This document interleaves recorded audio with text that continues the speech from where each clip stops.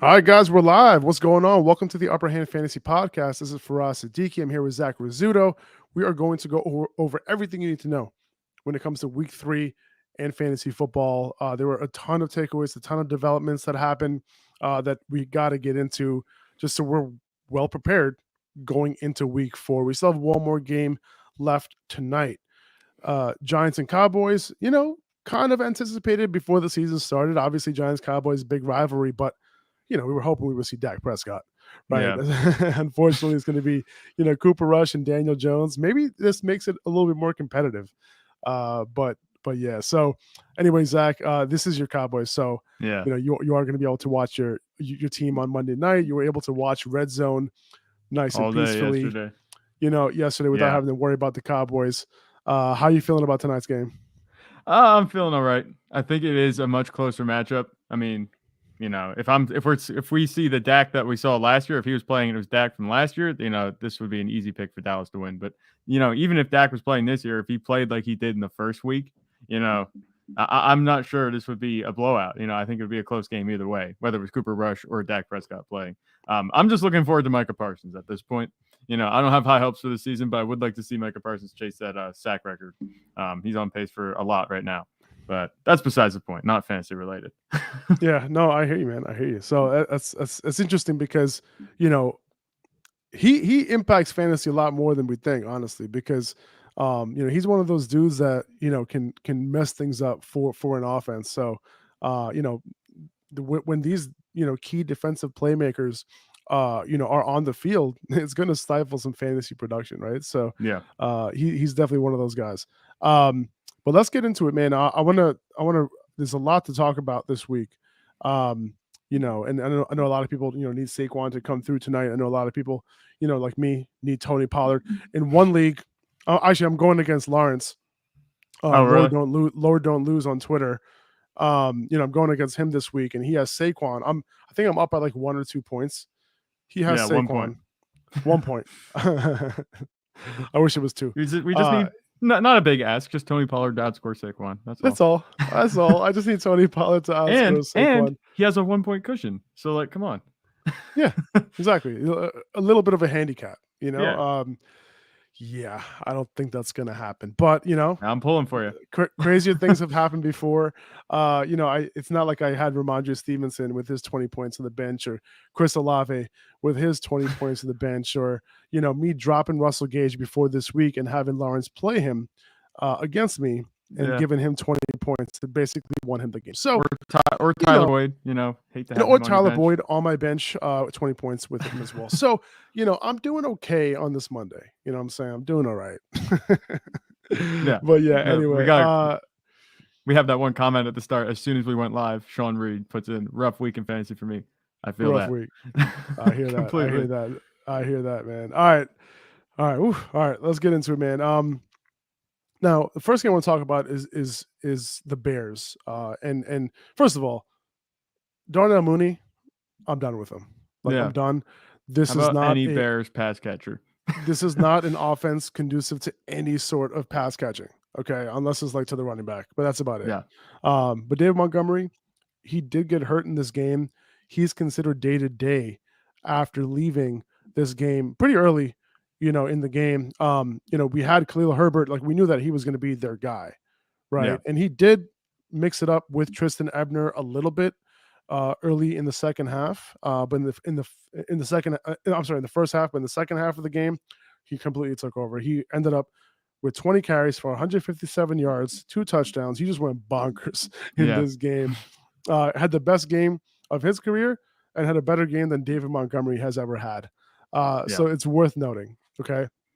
He's available in more than 50% of Yahoo leagues, more than 70% of ESPN leagues. So he would be a priority pickup this week. Now, Montgomery was given a day-to-day status, right? And I'm not sure if that is really the case. Like, a lot of I guess medical opinion people on Twitter are suspecting a potential high ankle sprain, potential MCL sprain. So this might not be a day-to-day type of injury. This might mean some sort of absence, right? And it could mean a multi-week absence. We'll see. We don't know if the day-to-day they said that the initial tests weren't that bad, and that's why they gave him that tag. But they're still going to be going through some more testing today, this morning, probably as we speak, and we'll probably get some more news today. But to me personally, first of all, Herbert should have been rostered, right? Yeah. And we've been talking about him being rostered. Yeah. So if he is available in your league, if someone dropped him last week because they needed to pick up somebody to put in the lineup, he would be a priority add for sure.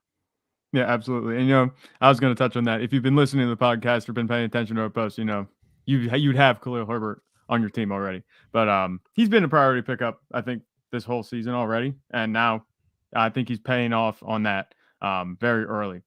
Even if David Montgomery is truly day to day, and say maybe he does get some work, he's good to go next week, and he does get some work. It's probably going to be limited, and Khalil Herbert, he was getting touches even with David Montgomery healthy. So I wouldn't be too concerned about, David Montgomery being too much trouble for Khalil Herbert next week. I think you could start him safely, Herbert, as I don't want to say an RB1 if Montgomery does play. If Montgomery does play, he's a safe RB2, Khalil Herbert is. But if he doesn't play, then, Herbert might be an RB1 because that's all the Bears are able to do at this point. It's clear. And as a Justin Fields owner, I hate it. They don't trust Justin Fields to run the offense at all. So they're not going to throw it, and it's just going to be a run game, ground and pound, and it's working for him. So Khalil Herbert is definitely an RB1 if Montgomery doesn't play. 100%, man. Dalvin Cook, he dislocated his shoulder again, right? Yeah. This was the exact injury that we were all afraid of. The upside is so high with Dalvin Cook, and, even with that in the back of our minds during our drafts, we were okay with it, right? Because of the upside that he presents, and we were able to, kind of brush that off a little bit. Now it's so early, right? And this happening so early, it can't be good, right? He now has, he might have to deal with this all season long, Mm-hmm. And there's a chance that he dislocates it again, right? So, oh man, I mean, it's possible that he misses time. There is a report from Pro Football Talk that, the expectation is that Cook will play next week with a brace on, like he's done late last season.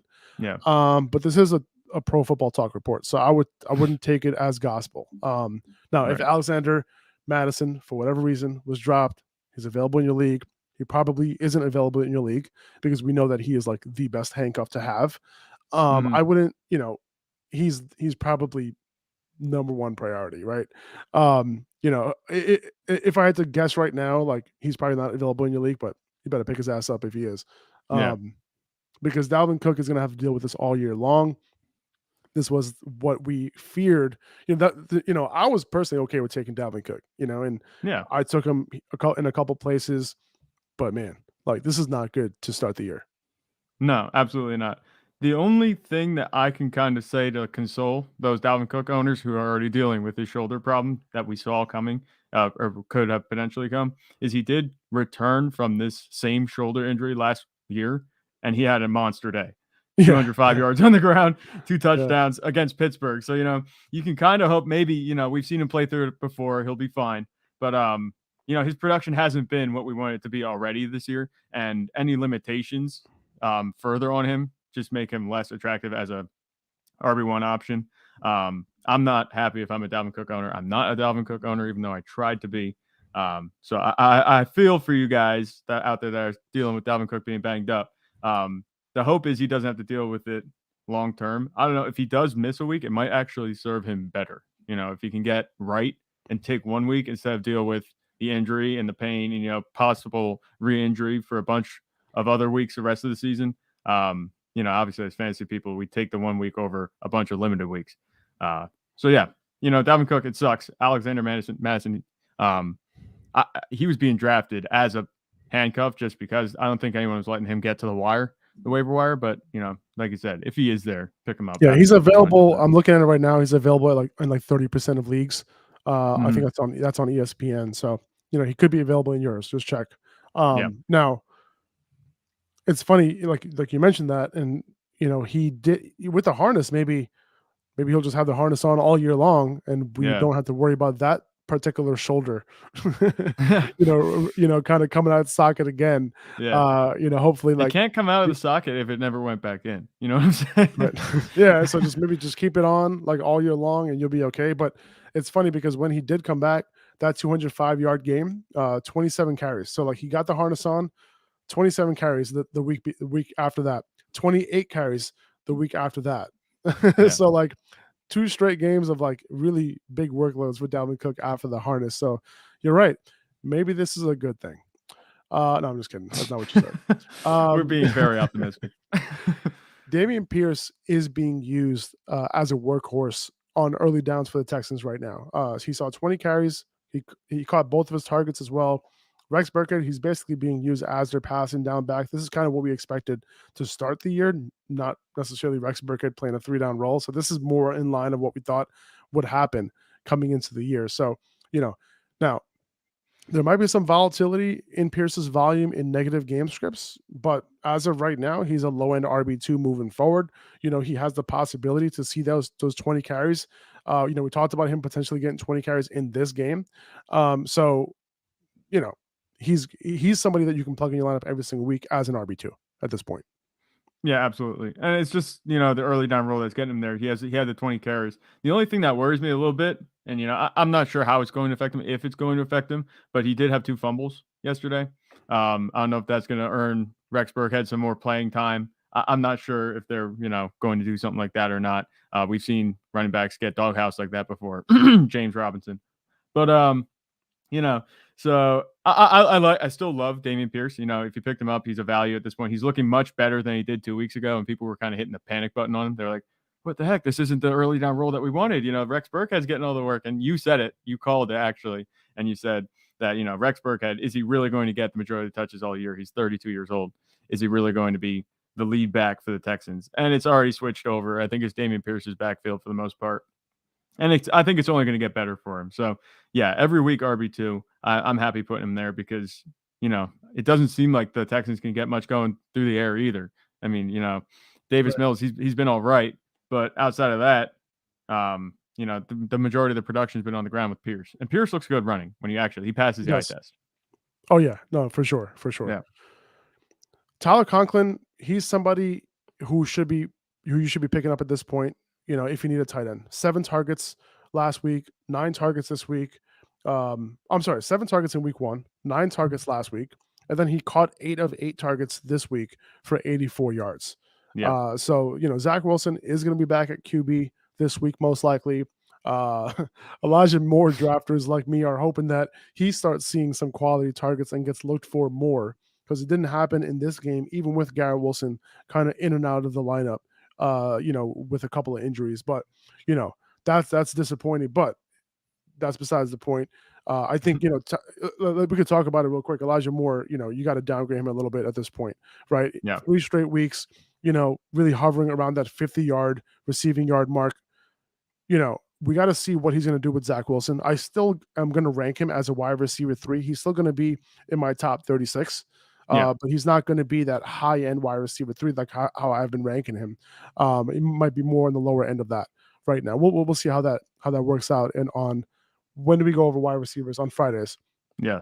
We'll go over that on Friday. But Elijah Moore, you got to downgrade him a little bit. Tyler Conklin, he's been getting the targets. He's getting, and we talked about it after week 1 and after week 2, the fact that he was seeing such a high route participation. And this is exactly what you want to see. He's been running more than 80-85%.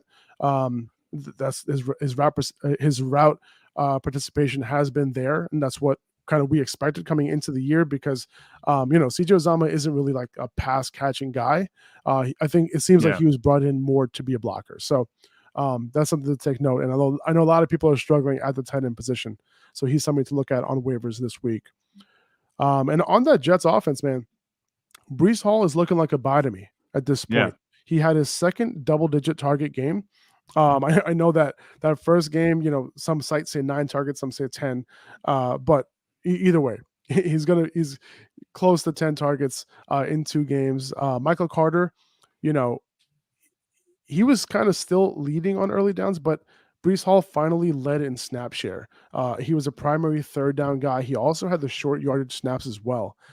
So he's a potential league-winning running back, and we've talked about that, right? If I'm 3-0 or 2-1 after 3 weeks, I'm looking at him to potentially be that oomph, right? That gets you over the top down the stretch. So I don't think there going to be able to deny him too much longer. Like he's in the top 10 right now in yards after contact per attempt, and like he just looks good. And he's a guy that is going to be starting to break some big plays, right? It's reminding me of Jonathan Taylor last year, dude. It really is the type of usage that he's getting early in the year, and the fact that he's been really good with his touches. I think it is no denying him, and the fact that they're using him this much in the pass game, right? And this might not just be a Joe Flacco thing. The fact that he's running this many routes, in terms of like the dropbacks that are actually happening, I think Brees Hall can potentially be a big time add for somebody down the stretch. Yeah, I think that's a good way to analyze it. I'm not sure how fast and furious the targets are going to continue coming without Joe Flacco at under center. When Zach Wilson comes back, he's been a pretty low volume passer, at least from what we've seen so far in his career. But you do mention that Brees Hall is running a lot of routes. We'll see if the targets come. You can, and kind of going back to what you're saying about Elijah Moore. You can panic a little bit, but I'm not too panicked yet. I'm kind of hanging my hat on the fact that Zach Wilson's coming back. Elijah Moore, it might be a big change. Suddenly Zach Wilson might start throwing as Elijah Moore, and he might start getting that volume that we want to see and the quality targets that we want to see. But that's just a silver lining. As long as Joe Flacco's our quarterback, this is kind of what we're going to expect. I think that the running back numbers might be a little inflated, but I do agree that it could end up tipping, one way, and it might be in Brees Hall's favor more than Michael Carter. They've both been benefiting from a high volume, just being peppered by targets from Joe Flacco. But I think that, Zach Wilson could be looking for Brees Hall. He might be on the field more. Yeah, and it's really just about, it's for me, it's less about the targets that he's getting. That is part of it because of the fact that, they do want to use him in the pass game. So 2 out of 3 games, the fact that they were able to do that with him is great. And his targets per route run is also up there near the top of the league. Because I think there's only 3 running backs so far in 3 weeks who have seen 30 targets, or something like that, or 20 targets. I think he's one of them. So, and I'm just looking at, his snap share right now. This is the first time that he was, even close to 50%, right? So he was 60%, 60%, 45% in week 1, and then it went way down to 29% in week 2, and then in week 3 it went up to 54%. So, Right. 55% route participation for him, which is legit, and I feel like that's going to go up as well. So, 19 opportunities for him. I feel like, he's on his way, and he kind of did it in a low key way. Didn't score this game. I think this is the time to kind of pounce and to see, especially, if someone drafted Brees Hall, right, there's a chance that like that team, might not, be great, right? They might be 1-2 after 2 weeks. They might be 0-3, and they might need to make a move, right? And Brees Hall might be part of a package that they want to give up, right? Yeah. So yeah, and we'll probably talk more about him on Wednesday in the buy sell show. Yeah, definitely. Just one last thing. One of the things that we actually had on Brees Hall, I remember we put out the post right before the draft. Maybe Brees Hall will be taken off the field on passing downs, and that obviously hasn't been the case. So this usage is actually better than what we actually anticipated, I think, and that's a good point. That's something I'm kind of taking note of when you talk about buying him. I think that makes me more turned on to that idea. 100%, because there is a role for him on all 3 downs, and that's what he's been used on every down. He's been used in every situation, and now he has the lead in every situation. So and now I'm hoping that goes up even more. Yeah. But yeah, that's a good point. Joe Mixon also a little bit banged up. He had a sore ankle, which is why he split time with Samaje Perine, especially late in that game. He might be worth an ad just in case. But we know that he is the handcuff there, based on how they use them. The word is that Mixon is fine. That's the word that they used. But, I think he's playing on Thursday night this week, right? Yeah, he is. He's playing on Thursday night. So a little bit of a short turnaround here. So, you might want to pick up Perine just in case Mixon is either limited, he doesn't practice this week, or he just doesn't go and they want to rest him. And if you're wondering between Perine and Chris Evans, Perine outsnapped Chris Evans 23-2 in this game. So I think it's pretty clear that Perine is the guy with Chris Evans healthy. Looks like Zach fell asleep here. It's so funny, Zach, because your face just froze, and it froze when you with your eyes closed. So Yeah. it literally looked like you fell asleep. I'm sorry. My internet's being a little choppy right now. So I'm No, hoping that I pick up the tail end of what you say when you're talking and I can respond. But no, you're good yeah, now. my internet's still a little choppy. Yeah. Yeah, you're good now. Yeah, but yeah, it looks like P Ryan is going to be the guy if Joe Mixon were to miss time. So he's another handcuff. Is a third handcuff that you're going to have to pick up this week. Yeah. So I think so.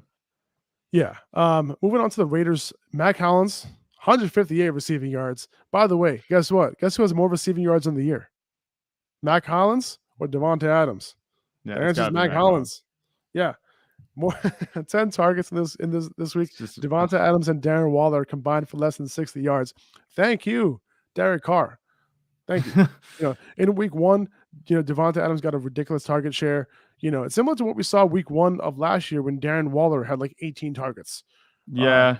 I was hoping that it wouldn't turn into that situation because it's Devonta Adams, but not looking great in the week where Hunter Renfrow wasn't even on the field. He chose to go Mac Hollins way, and I understand it. Mac Hollins, he got the production, right? But the Raiders are also 0-3. Okay, Yeah. the only 0-3 team so far. Oh, okay. After Yeah. I didn't after even think 3 about that. weeks. That's true. Yeah, interesting. But don't go chasing Hollins on the waiver wire. Okay, Hunter Yeah. Renfrow probably going to come back. I think Hollins is like 29 years old. This is the best game he's ever had. Don't go chasing that production. Yeah. I mean, we think, Derek Carr could keep screwing us. But, I take particular offense to Derek Carr throwing to Mac Hollins as a Devontae Adams owner. But it's just, I hated seeing that. But at the same time, it's like, Mac Hollins, if you started him, good for you.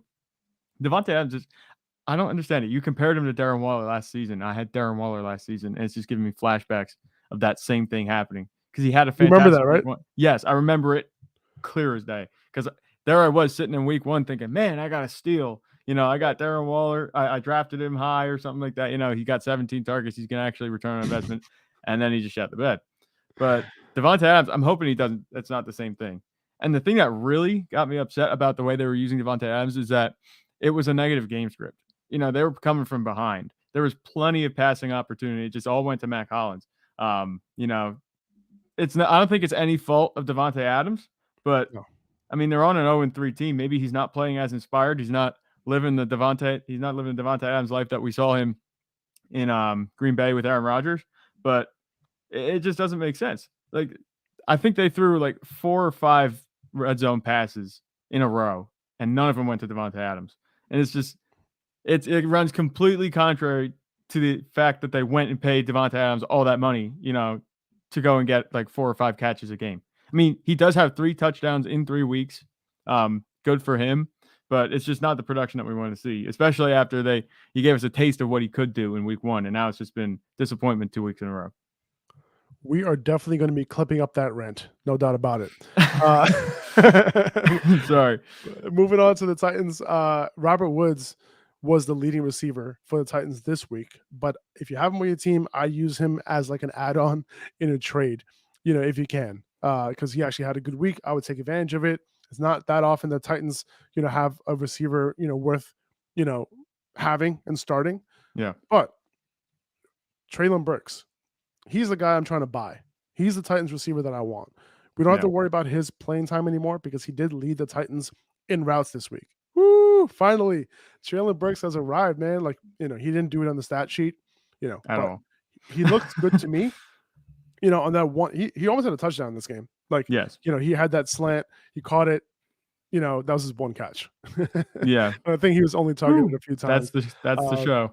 Yeah, but I mean, he actually is leading the league. Before coming into this game, he was like near the top of the league in yards per route run because he didn't run that many routes. Yeah. But he looks good to me. I'd buy him while he's pretty cheap. The fact that he ran the most routes among all Titans wide receivers is a great sign for him, and he passes the eye test to me. It's just a matter of them utilizing him more, and I think that's going to come. I think they need that. They need that type of firepower, and I'm looking to acquire him on the cheap. What I would do is, I wouldn't even try to just try to trade somebody 1-for-1 for him. What I would do is, I would do a 2-for-1 trade, but I would let the other team have like the 2 players coming to me, and Treylon Burks being like the add-on being like the decoy, but Yeah. it's actually him that I want. You know what I'm saying? Because he didn't Right. produce at all, right? He looks like a throw-in. So I would try to buy him as a throw-in while I'm also buying one of the other players on that whoever has Treylon Burks' team. Does that make sense? Yeah, no, that makes complete sense, and that's something you could do extra cheap. So with any players, like it's gonna be a bench move pretty much at most. You're not gonna be, Yeah. I don't think, trading any starters in this No, transaction. you So don't need to. just add a little quality depth, even if it's 2 for 1. You could pick up somebody good on the waiver wire. Yeah. You'll have plenty more down the line. Plenty more guys show up the waiver wire heroes. It's only week 3 still, so Yeah. there's plenty of time. I think that's a good move. Christian McCaffrey had his second 100-yard rushing game, but is being severely underutilized in the pass game right now. Just got to keep starting him, obviously.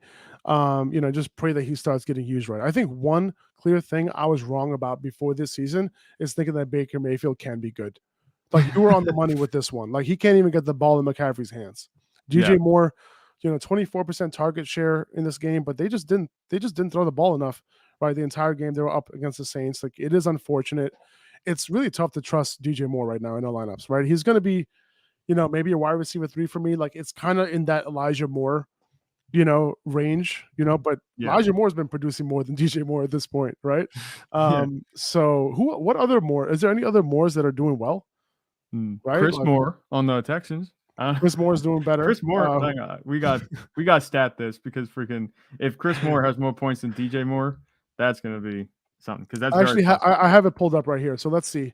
Elijah Moore 59 and Elijah Moore is 56 and Chris Moore's 75, but 75. he did have a 9-point performance. Rondale hasn't played. Sky Moore no, had negative points last week. This isn't the year for the Moores. No, it doesn't seem like it. I mean, it sucks because we need more. We need more production. We love DJ Moore's talent, but he's just been stuck with such bad quarterbacks, and it's like reminding me kind of Terry McLaurin. And it's funny that they're both in the same draft class, but is that right?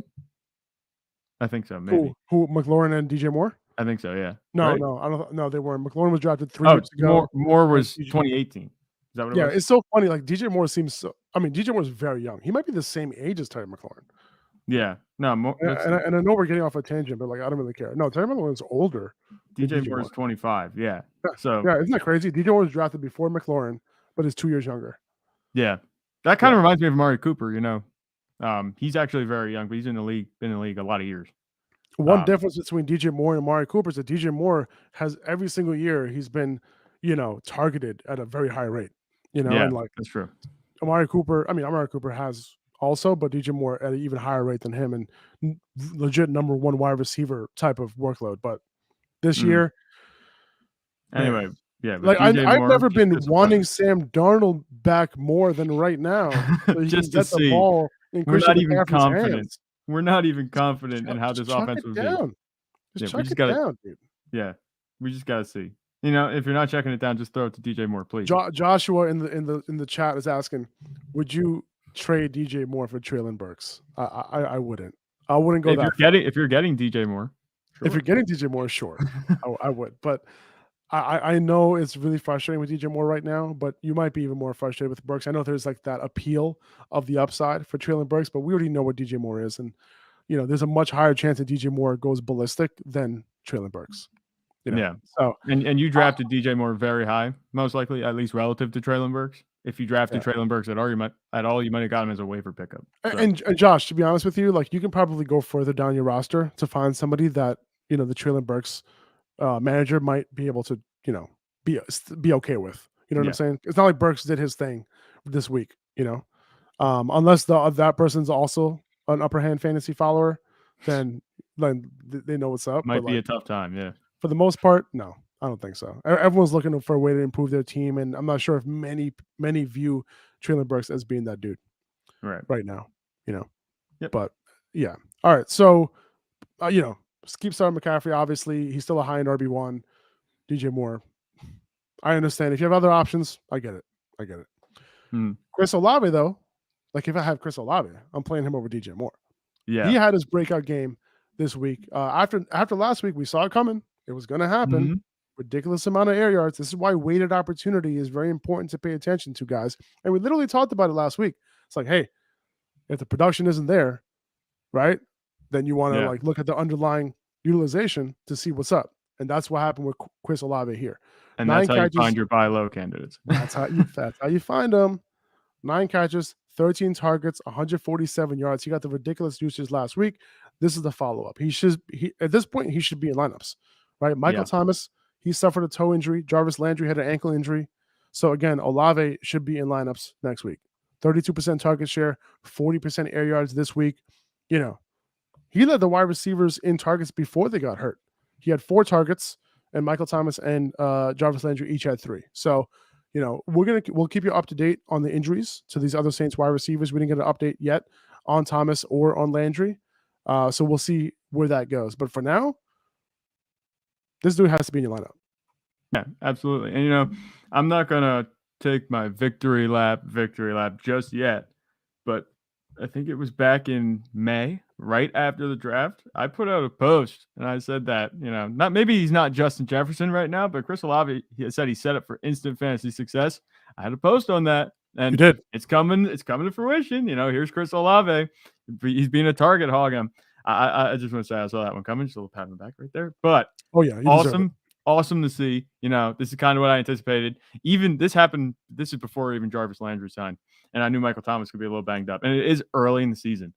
But this is very promising, especially from, you know, demanding work, getting the targets that he needs, you know. Love to see that kind of thing happening. Granted, it was a very negative game script for the Saints, and the whole offense looks out of sorts. So it might be a little bit I'm not sure how much I trust the production to be super awesome every week, but it's going to be there regardless because the volume is there. The Saints offense, you know, is just a big question mark. I know a couple of friends of mine, they're Alvin Kamara owners, and they're crying right now because they don't know what to do with Alvin Kamara. The offense just doesn't look the same, but Chris Olave, regardless, especially with Michael Thomas and Jarvis Landry now banged up, there's really only one receiver that they're going to be looking for, and that's Chris Olave. And he had like some ridiculous air yardage, right? Last week, was it like 300 yards? Yeah. And this week we just saw more of the same. It wasn't necessarily 300, but he was just targeted like a madman. So love to see it. I'm buying Alvin Kamara. I'm buying him. You're still buying him? I don't even know if I would. Like I'm buying it. Oh yeah, see, there you go. Exactly why I'm buying him, right? Like if upper hand Zach, you know, doesn't even want Alvin Kamara right now, this means that a lot of people are willing to trade him, right? Yeah. He's still playing on 70% of snaps. He's still banged up. He ran around on 62% of dropbacks. He still had 21 opportunities. You give Alvin Kamara 21 opportunities most times, he's going to do his thing for you, right? And he was single-digit fantasy points in the first few weeks. Yeah. I am buying Alvin Kamara right now. This is an opportunity to swoop in. You know, nobody is high on Alvin Kamara right now, but he still has the talent. He just opened the season banged up. You know, Mark Ingram playing a little bit more. He's the one who got the touchdown this week. Most weeks that's not going to happen. Alvin Kamara, you know, he's on his way. He just needs to kind of get a little bit healthy. This offense, you know, is a little bit in a little bit of a funk right now. If Michael Thomas or Jarvis Landry end up missing a couple weeks, there's going to be more targets to go around to Alvin Kamara. So I don't look at this as a situation where I'm avoiding Alvin Kamara. If I have him, I'm not selling him for cheap. Just stay patient with him. Okay. He's going to be fine. All right. The only thing that worries me with Kamara is just the offense doesn't look the same as the offenses that we've seen Kamara get featured in, and just the quality of touches. They're doing a lot more handing off than passing to him, which, you know, doesn't really make sense to me. But at the same time, you know, it's Jameis Winston. He likes to push the ball downfield. And I don't know if you saw that one play where he just literally chuck it in the end zone and got bailed out by Marquez Callaway. He likes to throw the ball downfield. So maybe that might be contributing to it a little bit. You know, Winston's also a little banged up. Maybe if, like, you know, if he would miss a week, you know, I actually saw a report that he might miss a week just because he is banged up. Maybe throwing Andy Dalton in the fire might give him a little spark. A quarterback like that would target the running backs a little bit more might be what Kamara needs to get back on track. But I just think the offense doesn't look the same. I'm I think even if Alvin Kamara does come back around, it's going to be like RB2 production, not necessarily RB1 production that we've come to know and love. But that might be me overreacting. But from what I've seen, I'm not Yeah, a big fan. I think it's an overreaction, because I think regardless of how this offense looks, right? If he's going to get 20 plus opportunities per game and most of that coming in the receiving game, and we'll get to that part, he's going to have RB1 production, right? Yeah. By But definition, but if he's has he had working the that passing game. passing game production? He really hasn't. Yeah, he had 7 11 targets. targets. Well, he 11 had 7. targets across 2 games. It was 7 in this game, and then Yes. 4 in the other game that he was active. He obviously missed week 2, but well, in week 1, relatively limited in that game, right? And we were yeah, wondering what happened there. He also didn't run that many routes in that game. So in week 1, let's take a quick look at it. In week against 1, Atlanta, yeah, Kamara only ran a route on 48% of dropbacks, so not what he's used to. He saw only 4 targets in that game compared to his 9 carries, so 13 total opportunities. That's not an Alvin Kamara type of workload that we've seen. So 7 targets in this game, is solid. Like if you told me that Alvin Kamara is going to get 7 targets, I would be very happy, right? Because it's just going to add to whatever rushing production that he has. Now, the Saints' offensive line has some issues right now. So I'll be a little bit worried about that, but it hasn't really affected the production a whole lot, when it comes to these running backs, and they haven't been terribly inefficient. So not too worried about it. I know, and like you said, the offense doesn't look like how it should be, but this offense is this is when it comes around, that's when Alvin Kamara will probably start doing his thing. So I don't think this offense is going to look like terrible, for the foreseeable future. I think eventually it's going to come around, and eventually he's going to get his work. Alvin Kamara is still that dude. Like he hasn't, lost a step or anything like that. And I don't think that, him seeing 20 touches on an offense that might not be as good as they used to be. Like, for example, like with Drew Brees, right? Yes, he used to chuck it down to Alvin Kamara all the time. But however, Alvin Kamara was near the top of the league in stats like yards per route run and things like that, because he's really good in the receiving game. So I think he is going to end up getting his eventually. So listen, if you can buy Alvin Kamara right now as an RB2, like you're buying him at his floor. But I do think that his floor eventually, maybe it's in a week, maybe it's in 2 weeks, once that rib injury is fully healed. Remember, he didn't practice in full this week. So, he's not all the way there yet. Once he gets there, I do think that he's going to have at least low end RB1 production. And that'll only be because this offense, might not be as good. But I'll say this: if Michael Thomas and Jarvis Landry are back, they don't even necessarily need Jarvis. But I think this offense can be good, and I think they're going to be a lot better than what they've shown over the last few weeks. Right. So Kamara, you'd say, is a hold, but if you can buy him, go for it. I would say so. Okay. Yeah, I definitely don't want to sell him right now. Not while his you're not going to be able to sell him. You're not going to be able to sell him. Well, you can sell him, but you're not going to get some value back. You're not going to be happy with what you're getting. Extremely deflated right now, and that's the type of move that you're going to be upset with in a few weeks. Yeah. Now it looks like Mac Jones. This one made me laugh a little bit. It looks like Mac Jones is going to miss some time with a severely painful high ankle sprain. Yeah. He's going to miss several weeks at the very least. We'll probably see Brian Hoyer in there ahead of Bailey Zapp while he's out. Hoyer should be picked up in Superflex and 2 quarterback leagues. We'll see if the Patriots make any other moves, whether it's like, bringing Cam Newton back. I don't know if that's going to happen, or if they make a move for Jimmy G. Oh, wait, that can't happen. So there might be something that they do, but for now, most likely going to be Brian Hoyer at quarterback. This passing offense didn't necessarily look great.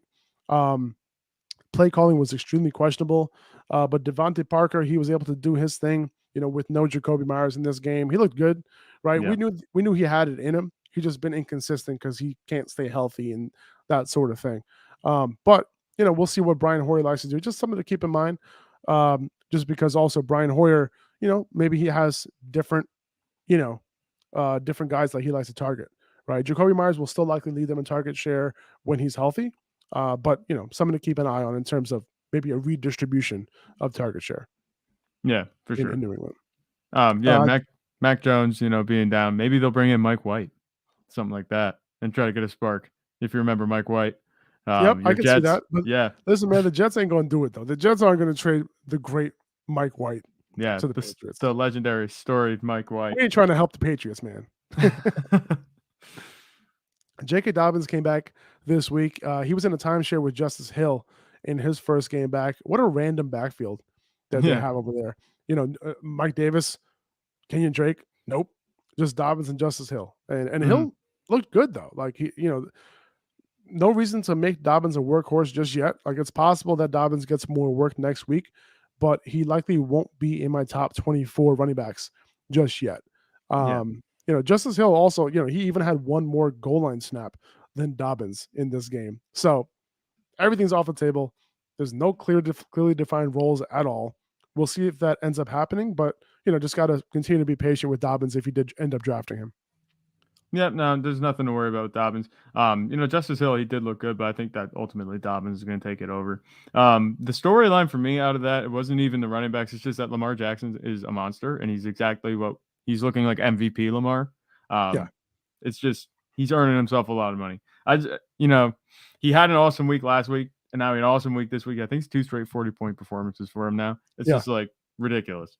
So yeah. you Lamar drafted is Lamar, yeah, just on a different level. He's been balling since week one, and dude, like he's on a different planet right now. And what's crazy is that he's getting it done in the pass game, like throwing those touchdowns, mm-hmm. and he's been efficient. Hyper efficient.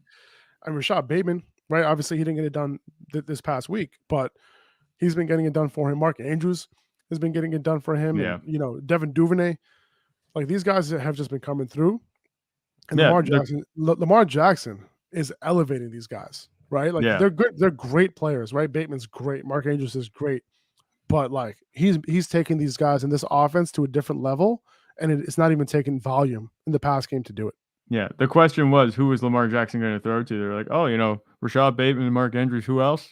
People are stepping up, and it's also Lamar Jackson. He has two straight 100-yard rushing days, and he has a touchdown on the ground. It's just like people were hesitant to rank him there because he was banged up last season, and it might have been a little unfair. It's easy to say that now, but this is the upside you chase when you draft Lamar Jackson, and you're reaping the benefits right now. If you did. For sure. Now, I just want to take a quick break to talk about Underdog Fantasy real quick. If you're in the live stream, you can see right here what code you can use to go check it out. But yesterday, we did all right. In our Underdog pick'ems, Thursday night, we did all right as well. I posted a bunch of potential pick'ems that you can choose over on our Instagram right before this. But you should check out the lines yourself and just to kind of see like what picks that you could choose for tonight's game. Tonight's game isn't really like the most exciting game in the world, but Yeah. One way to make it exciting is to download Underdog, on your phone, or you can use it on your desktop. You basically can, choose a bunch of picks, like for example, Saquon Barkley, over 80 yards rushing. I'm not exactly sure what the line is, but I have it right here. Mhm. I have a few of them here. You have Tony Pollard, over a couple of catches. You have Daniel Jones. I have him maybe throwing a pick, so over 0.5 interceptions, right? And you can actually put there's a lot of choices for tonight's game, but you can basically put all those together, and you can combine them, into one kind of like, it's kind of like a parlay, but it's not a parlay. But you basically want to compile them all, and you can multiply your money based on how many picks you have, right? So if you have 3 picks, you 6x whatever you put in.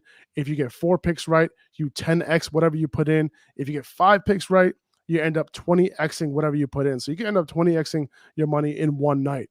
All right. So right now, if you use the code Upper Hand when you sign up and make your first deposit, you can actually double that money. All right. So if you put in $50, you're gonna get $100 to play with. So it's a no-brainer. Go check it out. Not only do they have these pick'ems, but you can also do best ball drafts actually now. Before the season is when we did a lot of our drafts, but you can actually do some best ball drafts that are just kind of for part of the season. So Yeah. you can take a look at what kind of contests are available for that. So check that out. I'll have the link right here in the description of YouTube and on the podcast. So make sure you go check out Underdog Fantasy and use code Upper Hand.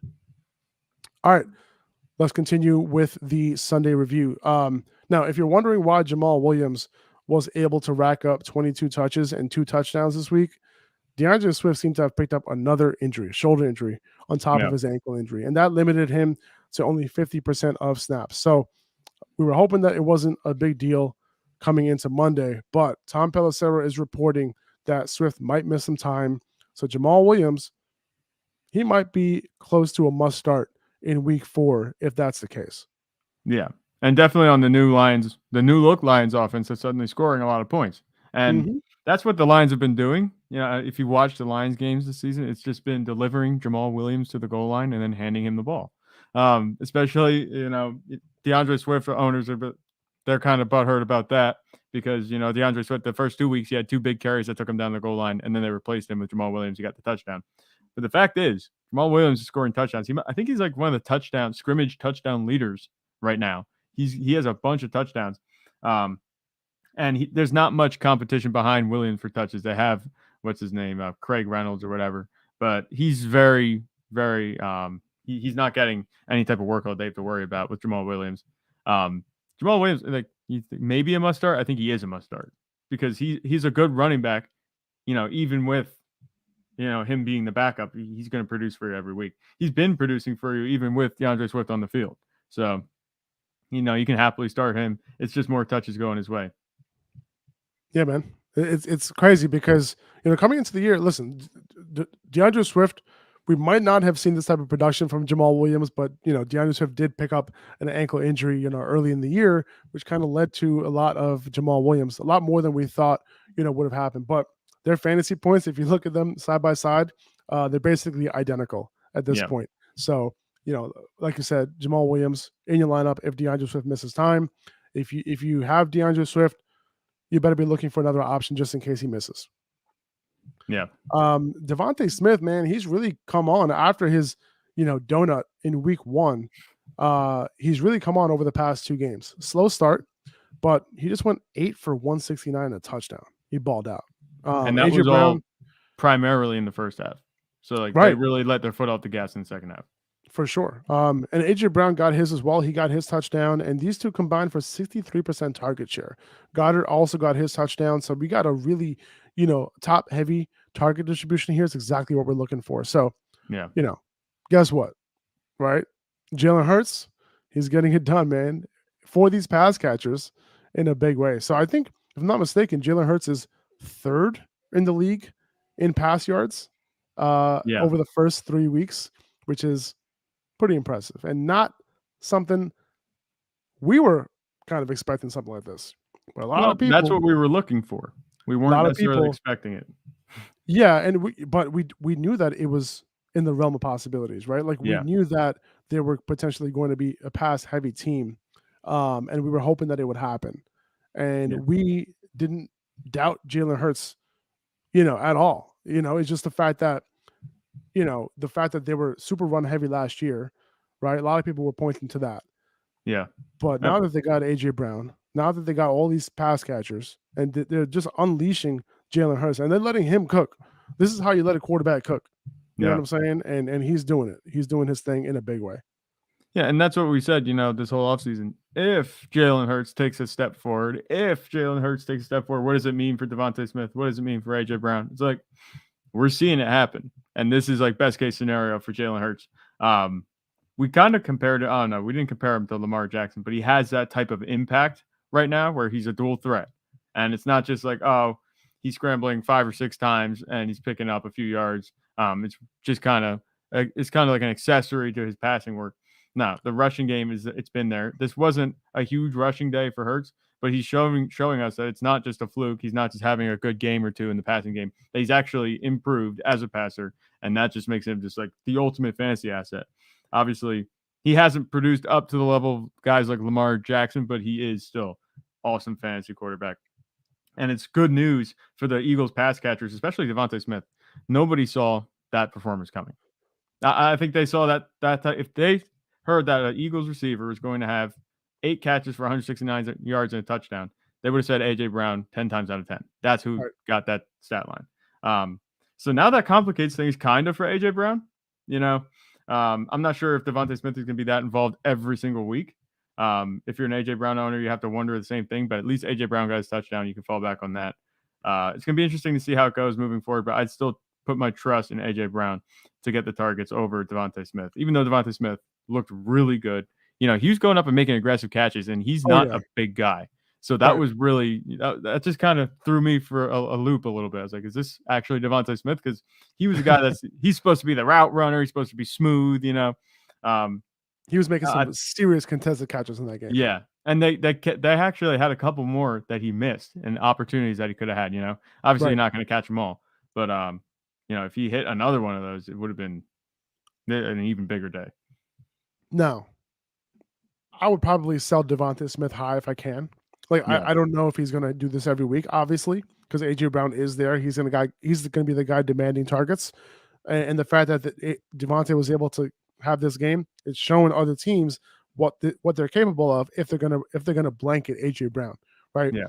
So Devontae Smith, I love him as a talent, but I would potentially use this big game and leverage it to potentially buy what you need, right? So Yeah. if you need a running back, if you need a higher end wide receiver, like I would still consider Devontae Smith like a low end wide receiver 3 right now. Like I don't consider him, a high end wide receiver 3, anything like that. Maybe he's a mid wide receiver 3 at this point, but if you're trying to, elevate your team and potentially have a wide receiver 1, maybe you package him up and use him as like the main part of your deal to try to upgrade it in a 2-for-1 type of situation.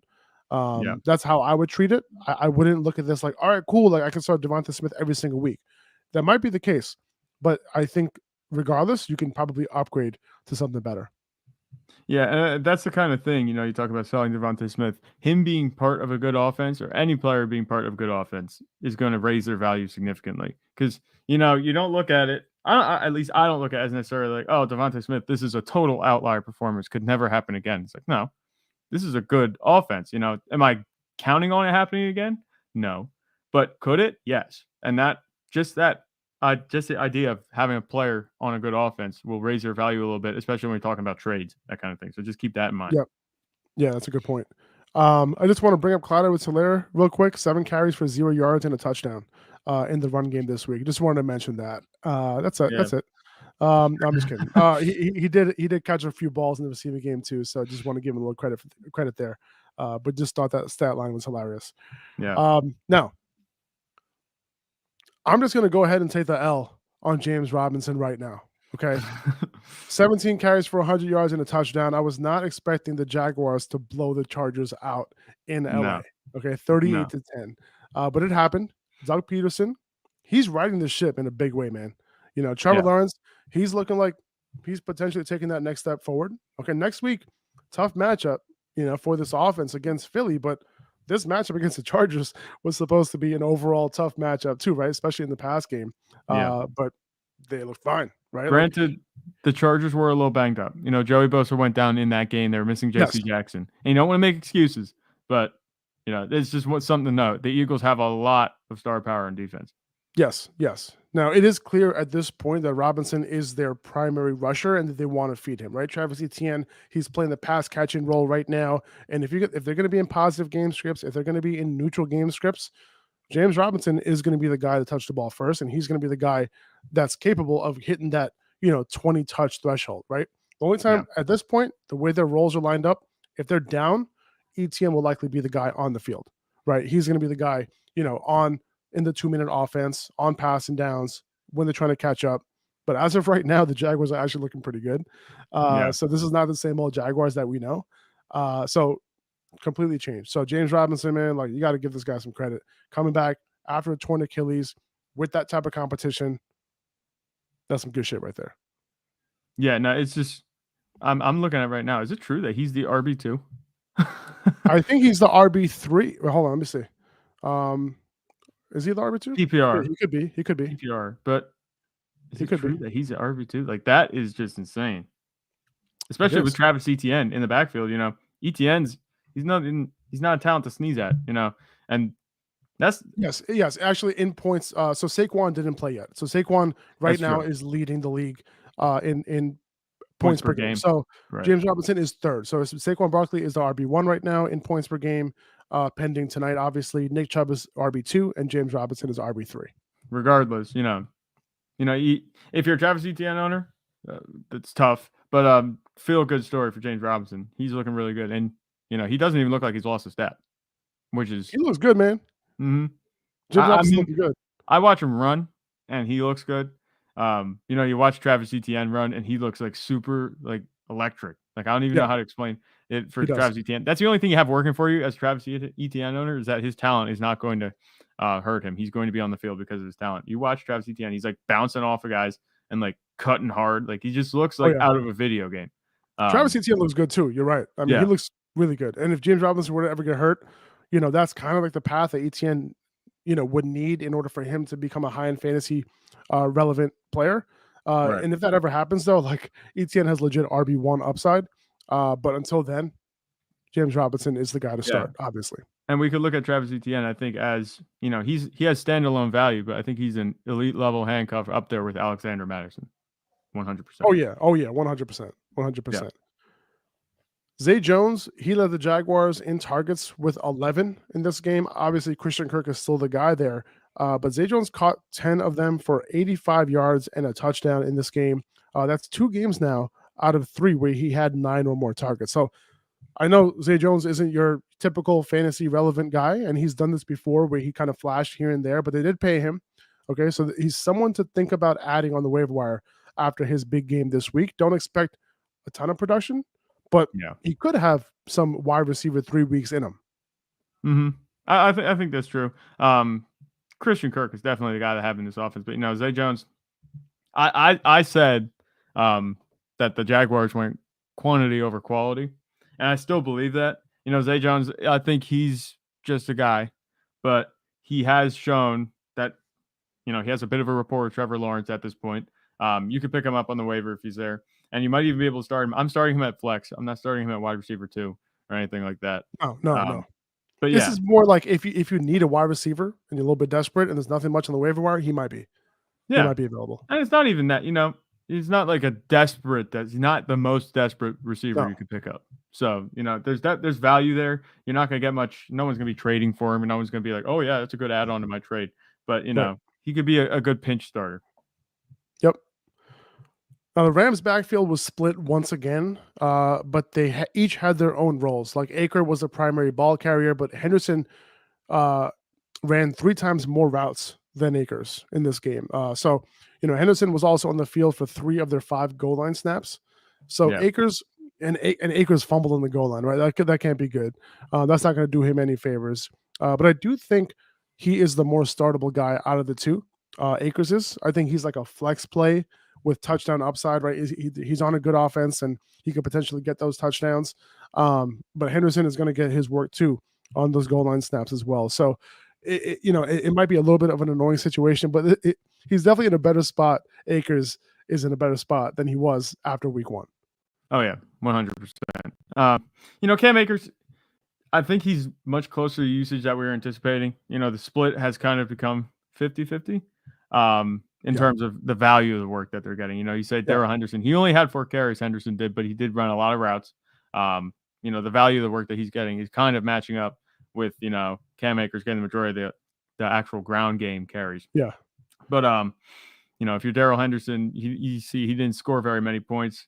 I think, it's just been a weird year so far for the Rams offense because they still don't look as good as they should be.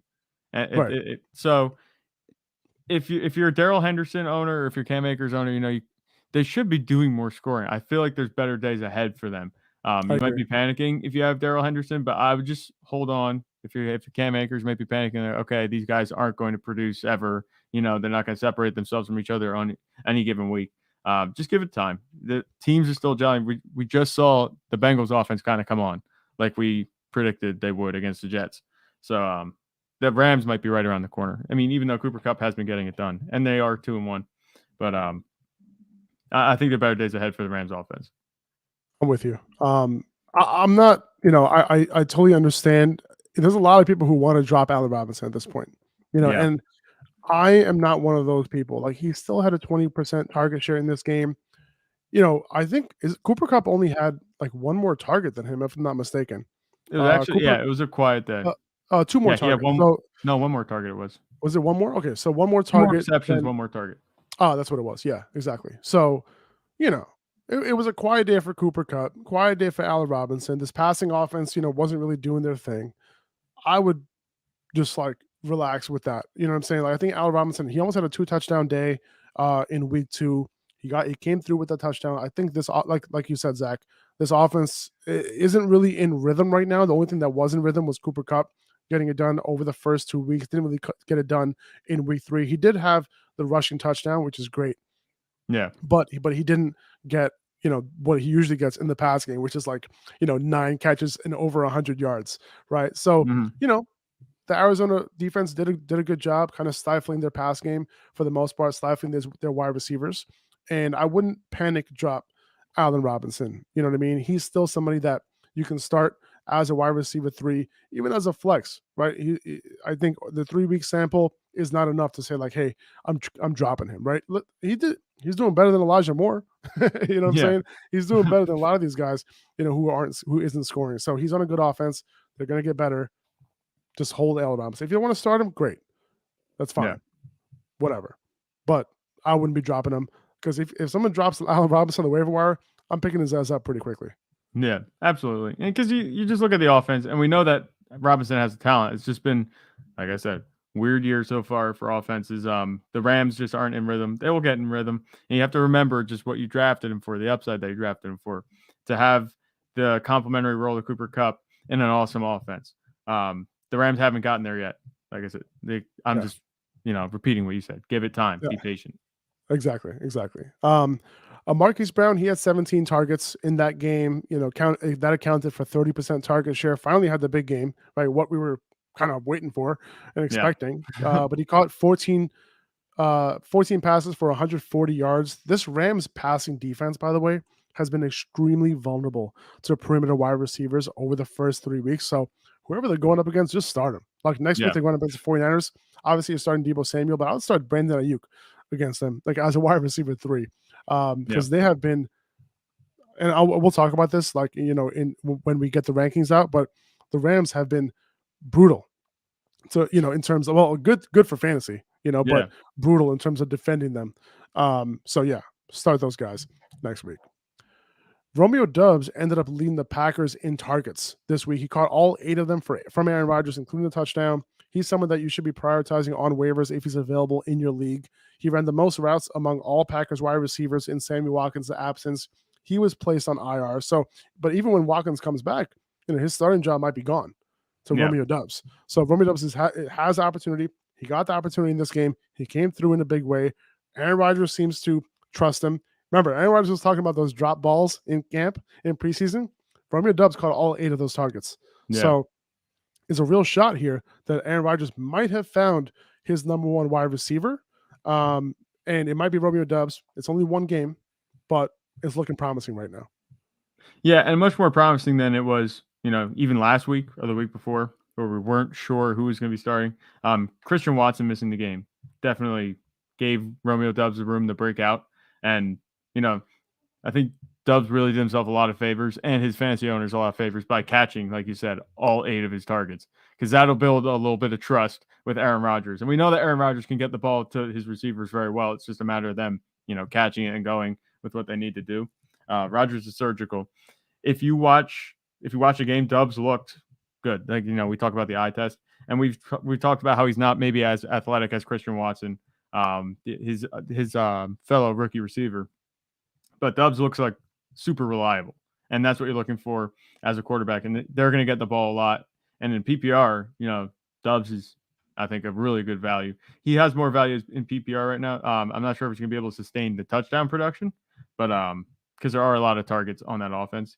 But Doubs looks good. He's the receiver to have, I think, even over Allen Lazard at this point, because Lazard, he's been all right. He hasn't been great. Yeah, just like his career. Um, Right. So I hope you stuck with Kyle Pitts for another week. He caught 5 of 8 targets for 87 yards, 40% target share this week. So that's good. That's what we want. However, Still disappointing. not all good because he only ran 17 routes in this game. Now, 50%, threat rate, I'm saying pretty damn good. That's the targets per route run. But only 65% route participation. Like, what the hell are they doing in Atlanta with Kyle Pitts? Like, Oh, it it's not doesn't make fantasy any football. sense. That's what they say. That's what Arthur Smith says. It's Can not can fantasy can we football. can we get can we get this guy some proper usage, dude? Like, it Yeah. was a good bounce back for him, but still some usage concerns with him right now. Yeah, 100%. There's no reason for him to not be getting the targets. I mean, obviously they did draft Drake London, so and he got some targets. He actually had a Yeah. touchdown, so he looks good. That's what you drafted him for, to use him, and that's the type of usage I think we anticipated. But you know, it's just so difficult to fathom because here's outside of not Garrett Wilson, Drake London. Who else is there to throw to? It's like it's not going to be Olamide Zaccheaus. It's not going to be any of these other guys that they have on offense. And somehow they're just sitting there getting Kyle Pitts. Like you said, 8 targets isn't even enough for Kyle Pitts. This is a unicorn. You drafted a unicorn, and we keep talking about it. You drafted him it was 4th overall. To have him sit and have this type of production, He shouldn't be off the field. Yeah, like don't go off the field. Right, you're barely scraping by, and maybe we're overestimating his stamina, but He was fine the first 2 weeks. He was fine. Right, that's what I'm saying. So it's like you drafted Kyle Pitts this high, and it's hard to imagine that Pitts himself isn't upset about it either. So it's like we weren't expecting it to be a good offense, but we weren't expecting this same type of mediocre production from last season to carry over. Like we thought, oh, maybe Matt Ryan was the problem. It's just a bad offense. The offensive line isn't very good. Mariota's throwing the ball. It's not like he's not, so the fact that Pitts isn't getting a notable number of targets, it's just disappointing. The expectations were super high. So maybe we're just being, or maybe our expectations were too high. But you have to think there's more for Kyle Pitts. I'm okay with the 8 targets. You know what I mean? Because I think he'll be productive with those 8 targets, but you can't be running around only 65% of dropbacks when Drake London too. Why is he off the field? 77% of dropbacks. Just keep him on the field for every play. You know what I mean? But yeah, I don't know, man. Only 26 routes available for the entire game. They're primarily run heavy offense. But still, man, these guys need to see more. Anyway, so it's looking like a really good Monday Night Football game tonight. Really looking forward to it. I'm definitely listen. Tonight's one of those nights where I'm going to be putting a lot on Underdog. Use code Upper Hand when you do sign up for Underdog. But still, man, like I got a lot of that today, and I do have my picks up on the Instagram for tonight's game. But anyway, I think that's all we got, dude. For the review, we are going to go over all the waiver wire pickups. Like we talked about a few of them in this episode, but tomorrow will be our actual list, and we'll have an overlay up on here for you to kind of go over that list and who we're picking up first, how much fab we're going to be spending on these guys, and all that. So stay tuned for that tomorrow. That's going to be tomorrow at 9 a.m. Eastern time. We'll see you then. Zach, take it easy, brother. Everyone, Thanks a lot for joining. Appreciate you. See ya.